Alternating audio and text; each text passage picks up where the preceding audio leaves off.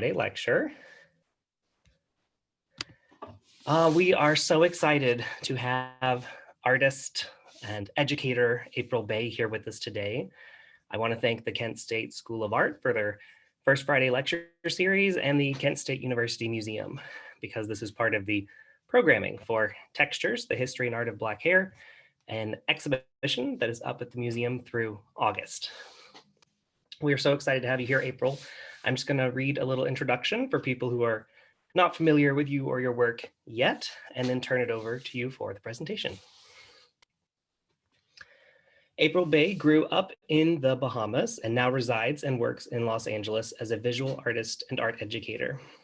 Bey's interdisciplinary artwork is an introspective and social critique of American and Bahamian culture, feminism, generational theory, social media, Afrofuturism, Afro-surrealism, post-colonialism, and constructs of race within supremacist systems. Bey's work is in the collection of the California African American Museum, the National Art Gallery of the Bahamas, the Center for Contemporary Printmaking, Fullerton College Art Gallery, Museum of Art and History, Lancaster, California, and more. Bey has exhibited in biennials NE7, 8, and 9 in the Bahamas, and has also exhibited internationally in Italy, Spain, Accra, Ghana, and other parts of the world. Bey is currently a tenured professor at Glendale College and represented by Gavlik Gallery in Los Angeles. Bey has launched 7 solo exhibitions, most recently Atlantica, the Gilda region at the California African American Museum, and When You're on Another Planet and They Just Fly at Gavlik Gallery, Los Angeles.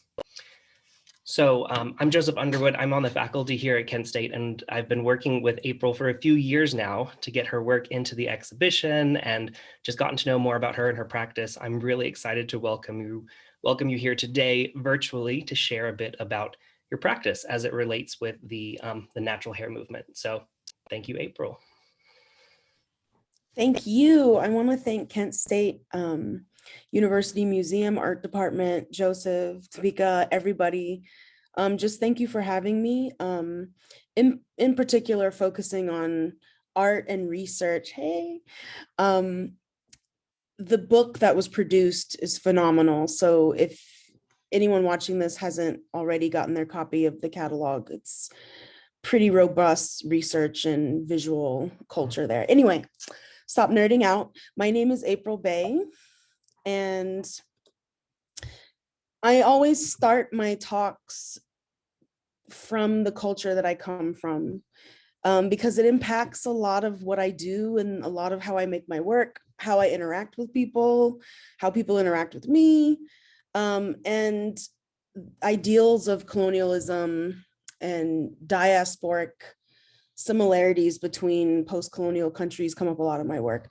So I grew up in the Bahamas. My mom is American. The father who raised me is Bahamian. And I spent most of my time in New Providence. The capital is Nassau, between Nassau and Eleuthera, Deep Creek. As you can see, it's a collection of islands and keys.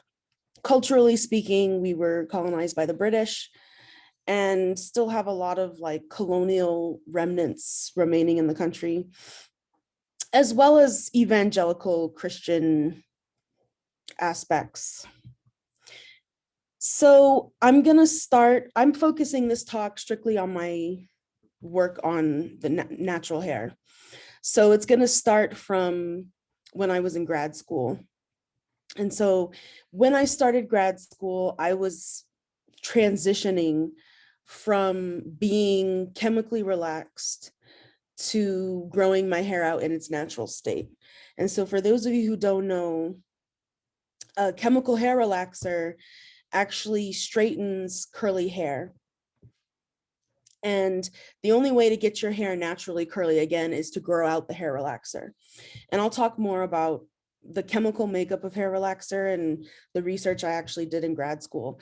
But I went to grad school for studio arts, right? And in particular, I went for painting.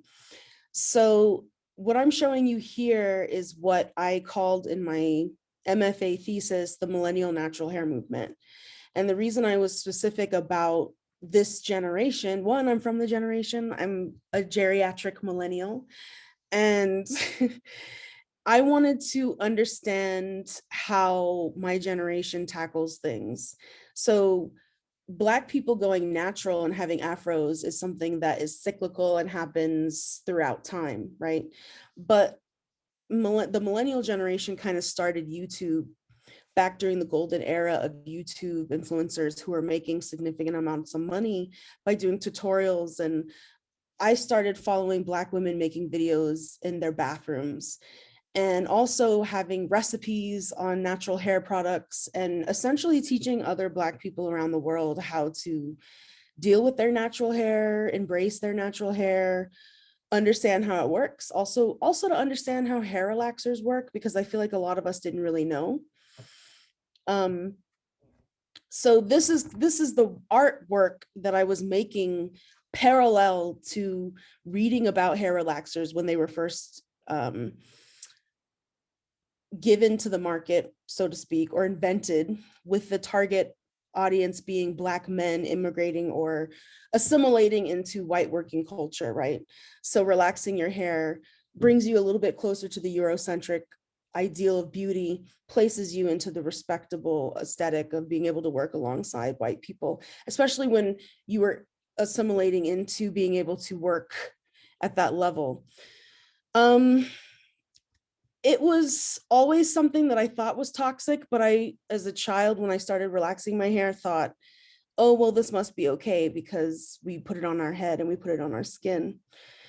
So I did a lot of printmaking in grad school. And one of the things I learned as I was looking up the chemical makeup of chemical hair relaxer is that it's very similar to another product called haze remover that's used to wipe out an image on a screen when you're doing screen printing if you can't blast it out with water. It's like your last resort, and it like dissolves the emulsion so that you can reuse the screen. So I started applying hair relaxer to different art objects. So what you're looking at now, this piece is called Creamy 4-Pack. It's 4 images of the PCJ No Lie hair relaxer brand. This is the brand visually that I remember using the most as a kid in the Bahamas. And over time, well, I want to say within 30 seconds, the hair relaxer starts dissolving the photo. And then over time, I want to say maybe 24 to 48 hours, the hair relaxer starts off gassing and changing color from this creamy white substance to this piss yellow toxic. You can smell the ammonia in it. And these are finger paintings on photographic prints. So my introduction to going natural was obviously through social media and on YouTube. So a lot of my work at this time was kind of combining the analog aspect of self-care and your hair and your physical aesthetics with what we present and project online on social media and the digital sphere. So at this time, a lot of the YouTube influencers that are now millionaires and have their own hair products, they were just like regular, and I could actually talk to them and they would help me with some of my projects. And this is one of the projects I was working on. I was in grad school at the time. And this piece is called #Pickyhead. And so a lot of the YouTubers put calls out for me asking for people all around the world to submit selfies of themselves with their natural hair. That was the only requirement. Like, just send us a picture of you with your natural hair, your babies, whatever. And I wanted to see how the size of all of us going natural and being in this online community, what that looked like visually. And I was starting to get interested in patterning and textiles and fabric. And so what you're looking at is an installation of about 1,000 selfies per strip of people who submitted their selfies with the word Pickyhead spelled out. And Pickyhead, if you're not from the Bahamas, it's usually something that like someone will say to you if your hair isn't like upkept. Like if it's bushy, or if it's in its natural state, it hasn't been like detangled, or it's not smooth and looking slick, then you have picky head. You have picky now. So I think an equivalent in the US would be nappy, like nappy head. And the word picky head is spelled out in about 5 gallons of hair relaxer. And the piece transitioned as it remained in the gallery for several months. Or this is the museum install. And so the hair relaxer, like with the previous piece, it starts off gassing.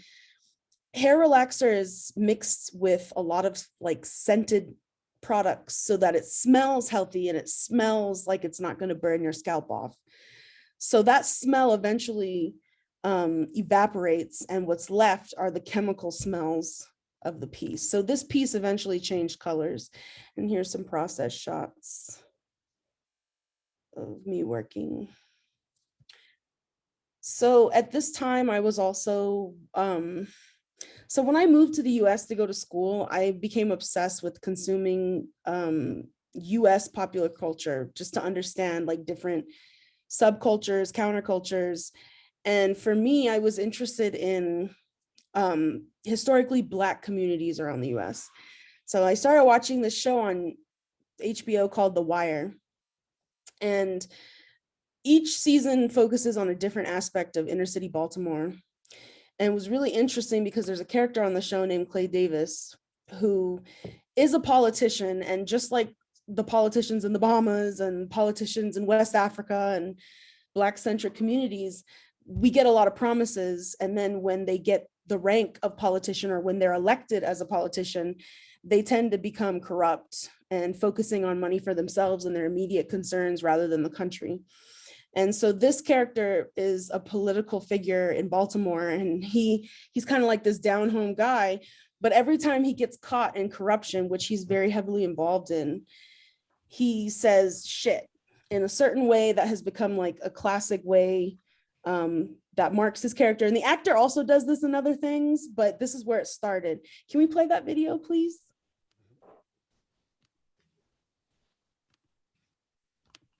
Shit, boy. Think I'm gonna be the scapegoat for the whole damn machine? Shit. Clarence is gonna. Shit, as far as the federal money's concerned, he's everything. The faucet, the goose. What goose? The one that lays them golden eggs. Major crimes. Shit. They gonna come talk to me about money laundering in West Baltimore? Shit. Looking forward to working with you. Shouldn't you be dead to me? Shit. I took it easy on you, son. High in the sky. Shit, partner. And it's your people up in my shit. Not no feds, not no safe people from Annapolis. It's motherfuckers from my own city. For all that profile, shit, partner, you should be paying me a fee. Maurice Doby? For governor of my state? Shit. And so the next video you're going to see, that we're not going to play yet, but so I went to a liberal arts university, which is great because like it was an interdisciplinary program. So I actually, hobbled over to the chemistry and biology department, and I was like, hey, I need to see what hair relaxer looks like. I need to see.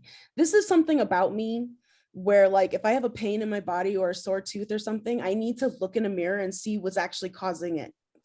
And so I wanted to see what my hair would look like being chemically relaxed under a microscope. So the piece you're about to see is a video art piece called Shit. You can play now, thank you.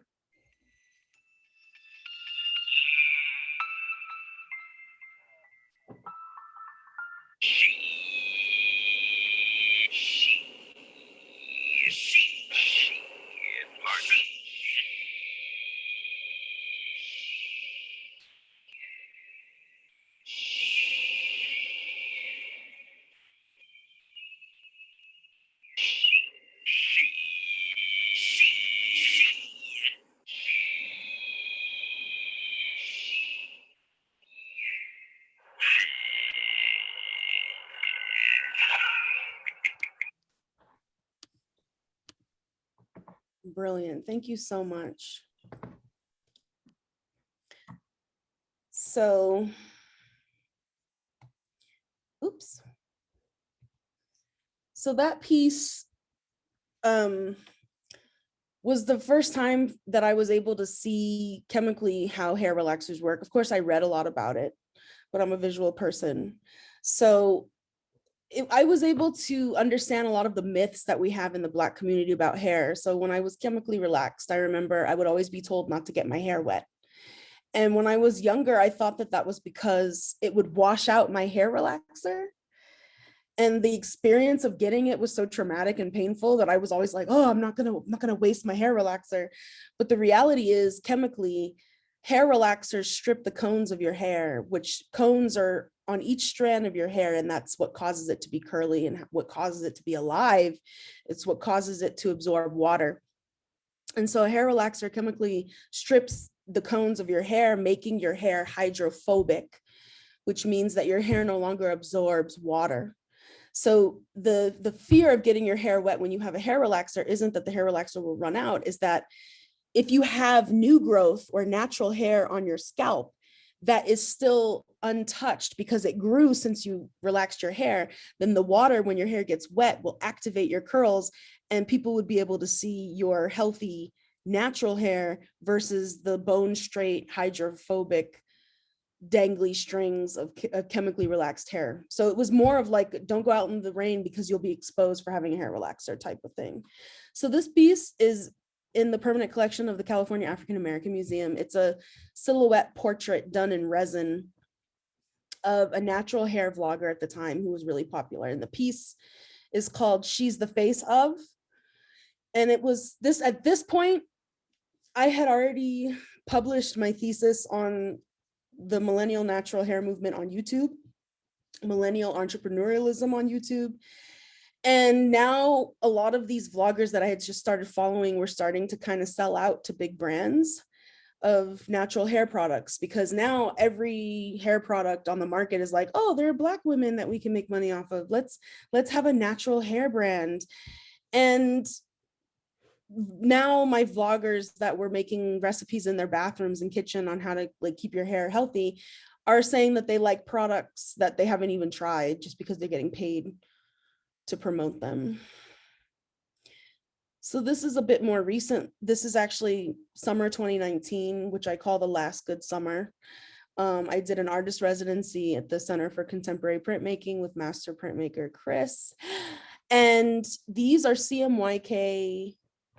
These are actually quite ridiculous prints. These are pretty obnoxious. Like, we went extra hard on these. Like, it's a CMYK halftone print, screen print with hand sewn CMYK prints on each corner. And this piece is called Wig Gradient. And this piece is called Wrap Gradient. This is how I like to present my work. I really don't like to frame my work. Now you're seeing Royal Crown hairdressing. This was, sometimes when I come up with ideas for my work, it's based on prompts. And the prompt for this was like, can I create something visual that people can smell? And for me, like, Royal Crown hairdressing, first of all, when I was a kid, Royal Crown always, like, to me signified that this was like a royal product. Now I relate it a little bit to the Royal Crown in regards to colonialism, but it has a smell that if you use it, you just know what it smells like. And I'm really happy to report that a lot of people from my community are like, I can smell this work. It's a beautiful print and I'm very proud of it. But around this time, I'm also formulating the narrative behind Atlantica, which is the work that I'm focusing on now, which is all work is based on the premise of me being an alien from another planet. And the planet is called Atlantica. And on Atlantica, we have this fictitious fashion brand called Colonial Swag.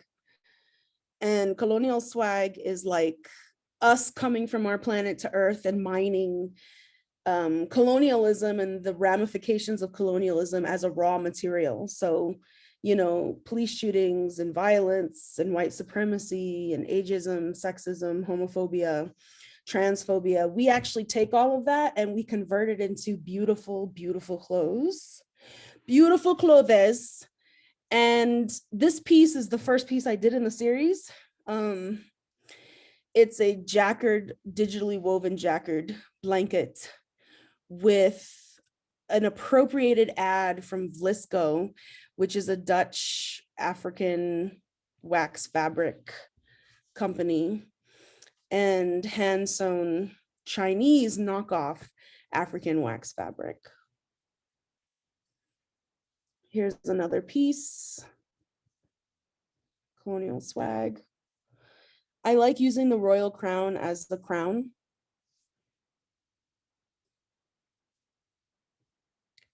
Another tapestry. The text is really hard to see, but it's hand sewn white glitter fabric. And I wanted to give you a look at the process of my process. So when I was in art school, I was poor. I was the scholarship student. Like, I tried to intentionally take classes that I knew offered free supplies, or like a cabinet of free supplies. So the first semester when I started school, I took a lot of digital art classes so that I could learn how to like work out my ideas first digitally before I bought supplies, wasted supplies, made mistakes, etc. So I still to this day work digitally. And that's the digital, this is the digital maquette for this digital drawing, which was in my last museum show, my last solo museum show at the California African American Museum, Atlantica, the Gilda region. And so this is Gilda with her royal crown, hairdressing crown.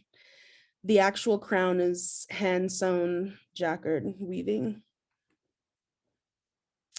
This is another piece with royal crown, but as the sunglasses for a fictitious girl band from Atlantica called Thai Snack Fry Dry. Also including appropriated ads from Vlisco. These are aliens. This is another colonial swag advertisement with royal crown hairdressing. This piece is resin, is on a resin panel, but there have been holes sewn in. So there's different types of fabric sewn into this. Here's the back, so you can understand it's on a wood panel, but you have to drill holes to sew fabric into it. This is another piece.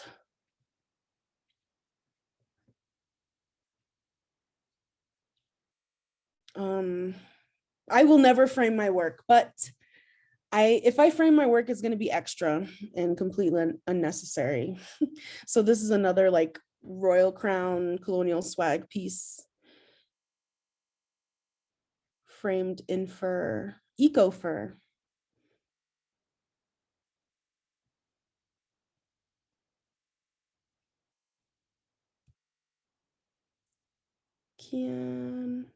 And that's it. I'll leave it on this.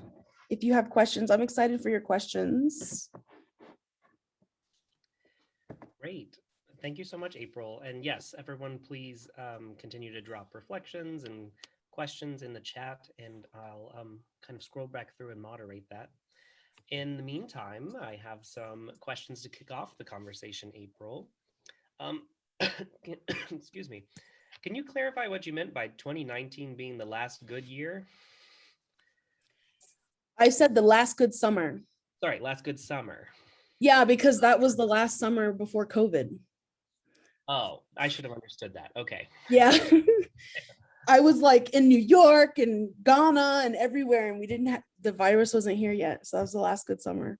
Okay, I understand. So I think what was really interesting for me is you started to talk about the YouTube as a kind of burgeoning new space where women could come together and post these stories. And like you said, kind of before it got to the level of influencers who sold out or, you know, marketed products they hadn't even tried. So what would you say is the role of social media or the internet today for the natural hair movement? Is there just too much white noise now about, products that don't work. Kind of like, where do you see it today, internet and the natural hair movement? I think everything's been demoed already. Like, I think when it first started, it was really just, there was nothing out there. There was like a blog with like thousands of like articles and writings that this one woman put together in a book, and that kind of spawned and went online. But at this point, most of the natural hair influencers that I started following have dormant channels, and instead have moved to Instagram or TikTok to sell their products and to do sponsorships. There aren't really any new natural hair vloggers coming out. There's some hybrid vloggers that are like, you can be natural and still wear weaves, because the movement that I started writing about was very purist. It was very like, only natural hair, only natural products, no heat, and you have to be raw vegan. And then like, it's transitioning now to be like, well, you can protect your natural hair with weave, and weaves are okay, and like they're different, you can straighten your hair and it still be healthy and come back and revert back. But I think a lot of it now has moved towards Instagram and selling products. Now, the piece that I made that Cam collected, at that time, there was no ethical YouTube policies about sponsored material. Now there is. On both Instagram, Facebook, and YouTube, you have to state if something's sponsored, or if you're selling something. So there was like a year, I think, window where people were just being reckless and ratchet with like, oh, I tried this diet tea and I did this. So now I think it's more ethical sponsorships, and both influencer and business having their own boundaries and like dedication to being ethical when it comes to selling. Yeah, thank you. I'm parsing through some of the questions, so please forgive me, everyone, if I don't get to all of them. But April, do your works always include only women? Do you have works that include men too? There might be men who are experiencing the same feeling that women have toward their hair. So the role of maybe gender and as it kind of manifests in your work. Yeah, so I think as a Black woman, my only responsibility is to center Black women in my work. So I just want to say that first and foremost, because it's not my responsibility to speak for people who identify as male.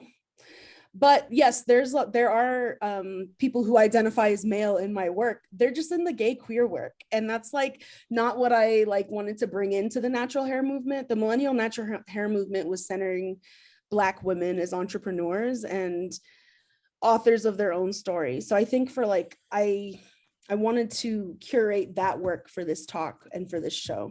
But if you look at my work in general, there's a lot of gay stuff in there, and like I also tend to only want to center queer individuals in my work.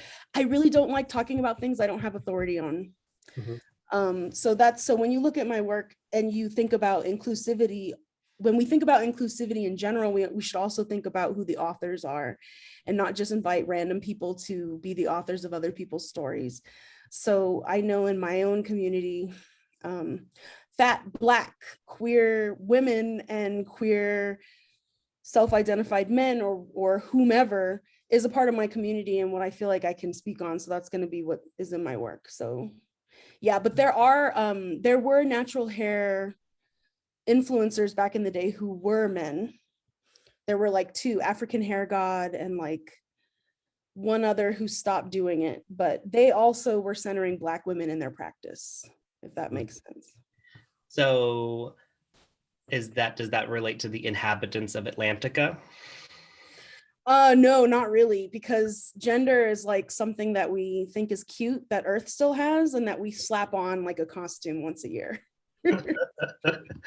Can you talk a little bit about how your work has been received differently in the different venues, maybe US versus Bahamas versus, I know you've exhibited or worked in Ghana, like does the work land differently? Well, that's the beauty of colonialism, right? It's impacted, it's everywhere. And we have it's just a different flavor. It's a different ramen packet flavor. as far as where it goes. Like when I first went to Ghana, I was such a nerd and over prepared so badly and was like, I gotta make sure that I don't get sick and that everything. And then I got there and I was like, oh no, it's like the Bahamas. Like we have the same customs and the same etiquette. And it all boiled down to the British, right? Like the way we greet, the way we like the hot drinks we have in the mornings and at different times during the day.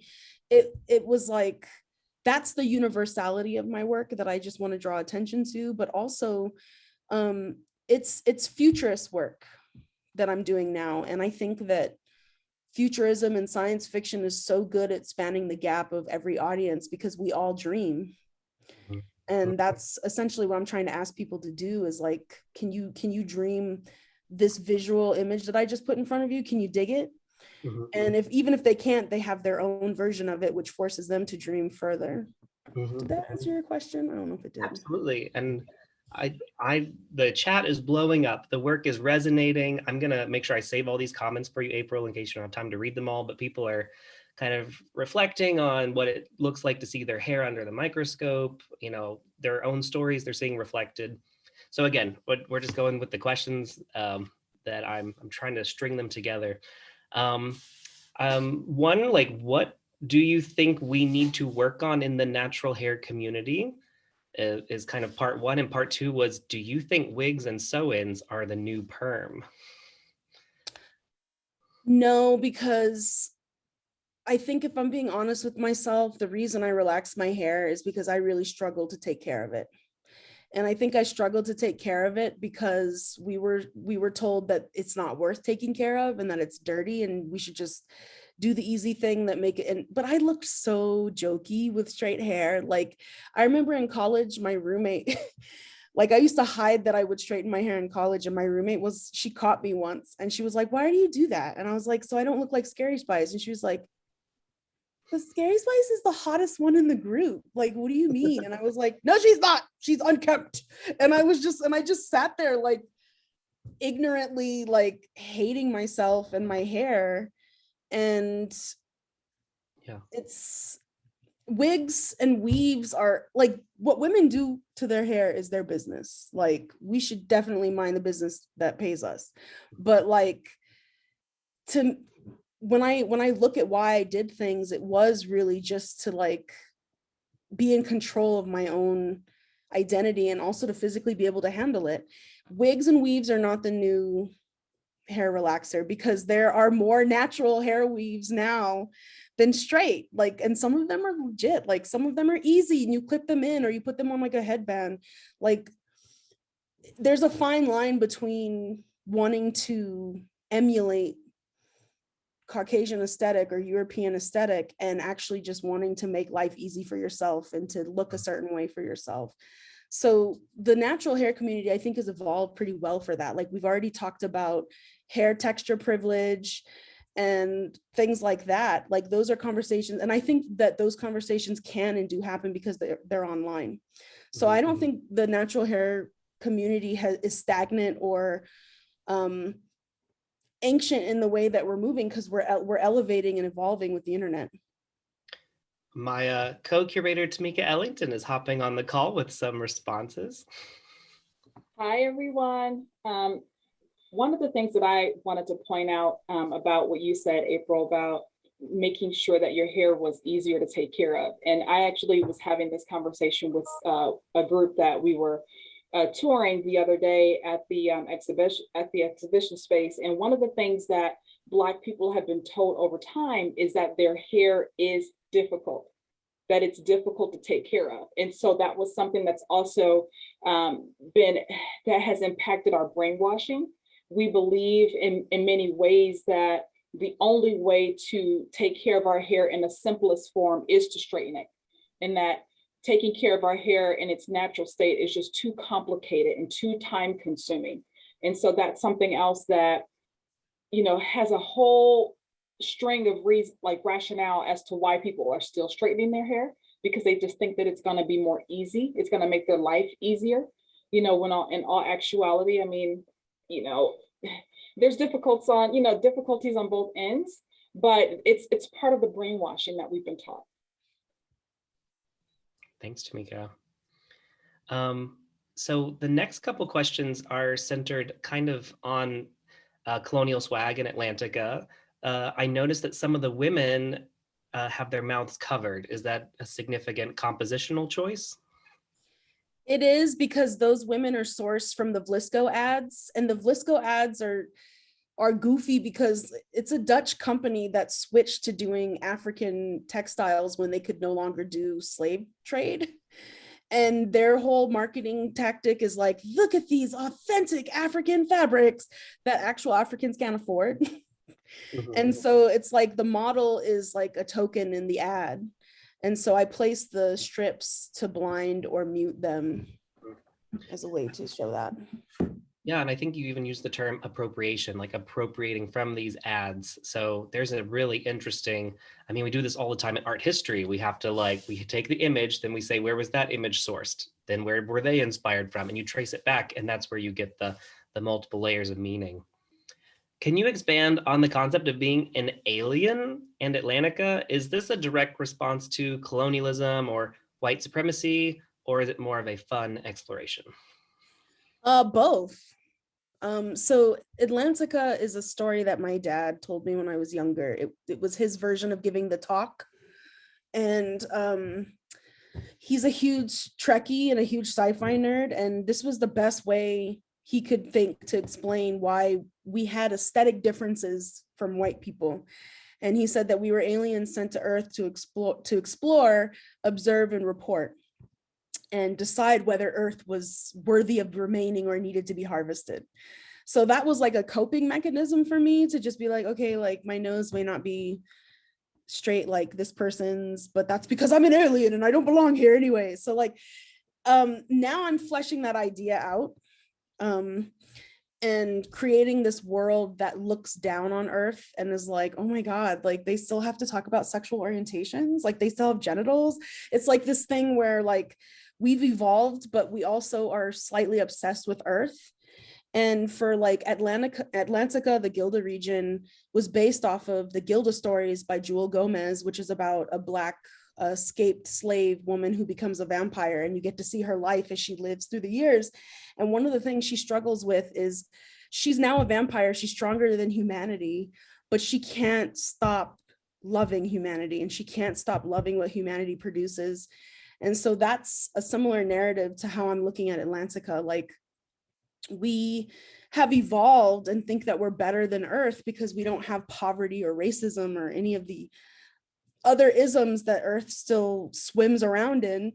But at the same time, we respect the art, we respect the love, and we respect other aspects of humanity that just won't enable us to harvest the planet. So that's the narrative of Atlantica and all of the pieces that I make in that body of work. Thank you so much. I think maybe our last question from the audience is more about your practice as an artist.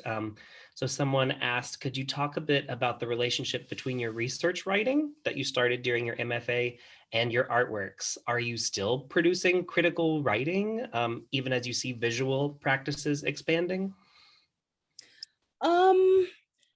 Yes and no. It's yes, because it's for me, it's not being published. I don't know if we're gonna like adhere to the authority that publishing brings, but and I have my first book coming out for a museum show, and I find that museum curators are starting to be more open about conceptualizing these books.